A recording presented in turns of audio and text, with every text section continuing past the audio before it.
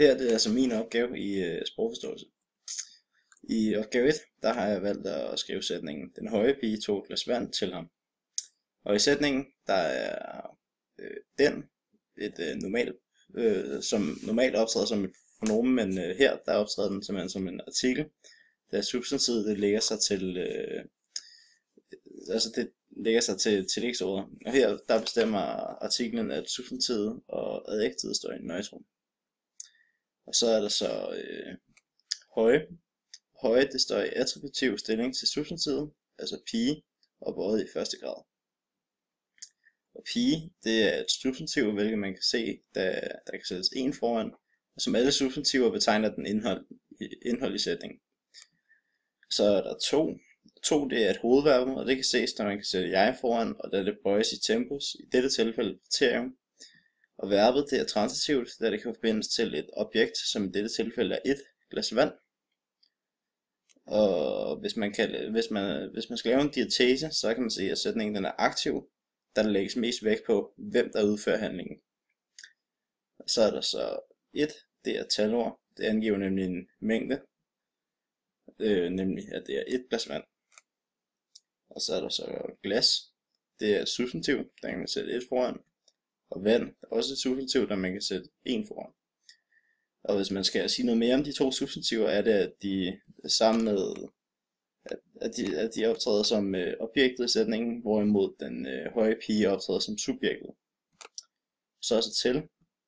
Til det er en konjunktion, da det forbinder ledsætningen, som er til ham,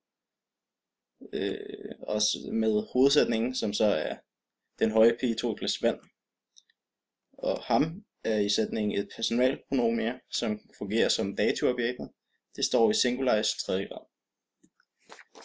Og i opgave 2, så skrev jeg i min danske sætning: Han siger, at du skal stoppe. Og i min engelske sætning: He had taken care of the bills. Og i den tyske sætning: Er magte seine Hausaufgabe. Og hvis vi skal starte med den danske sætning, så er siger og stoppe hovedverber. Og et af kendetegnene til siger er, at man kan sætte jeg foran verbet, og det står i præsens og i tredje person singularis. Siger er intransitivt, da det ikke kan forbindes med et objekt, men hvis man laver en diatese, kan man se, at sætningen er aktiv, da der lægges mest vægt på, hvem der udfører handlingen. Et kendetegn til stoppe, det er, at man kan sætte at foran. Det er et infinitivt og bøjes ikke i en person, tal, tempus, modus, altså måde. Og sætningen den indeholder også modalverbet skal, som har til funktion at udtrykke det, som hovedverbet ikke kan sige alene. Og så er der så min engelske sætning, som er He had taken care of the bills. Der er taken mit hovedverbe, og på engelsk der bøjer man verberne i første, anden og tredje person, og tal, singularis og pluralis. Og i dette tilfælde der er taken bøjet i tredje person singularis og står i plus quam perfectum. Verbet det er transitivt, da det kan forbindes til objektet the bills. Og sætningen den er aktiv, da der er fokus på, at det er ham, der har taget sig af regningerne. Og så er der så min tyske sætning. Og her der er magte mit hovedverb, og det bøjes efter samme måde som på engelsk. Og i dette tilfælde bøjet i tredje person singularis og står i kriterium. Verbet det er transitivt, da det kan forbindes til objektet seine Hausaufgabe. Og sætningen den er aktiv, da der er fokus på, at det er ham, der har lavet sine lektier. Så i opgave 3, der er så skrevet en sætning, der hedder: Han går til fodbold og spiller rigtig meget. Og der er går mit verbaled, altså jeg går. Og hvem gik, det gjorde han, så han det er mit subjekt. Og så er til fodbold mit objekt, og det er min konjunktional, og spiller det er også et verbaled. Og rigtig meget, det er så mit verbaled. Og så i sætning nummer 2, den hedder så: Thomas er færdig med skolen. Med andre ord, student.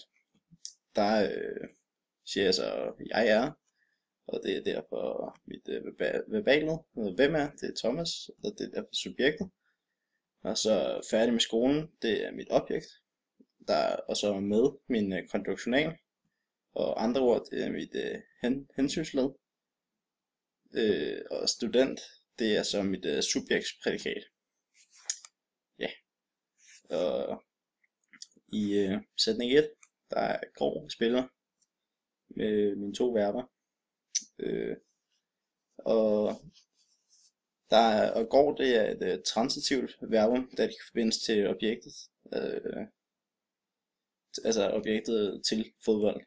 Og spiller, det er et intransitivt verbum, da det transitive verbum for at blive, altså da det transitive verbum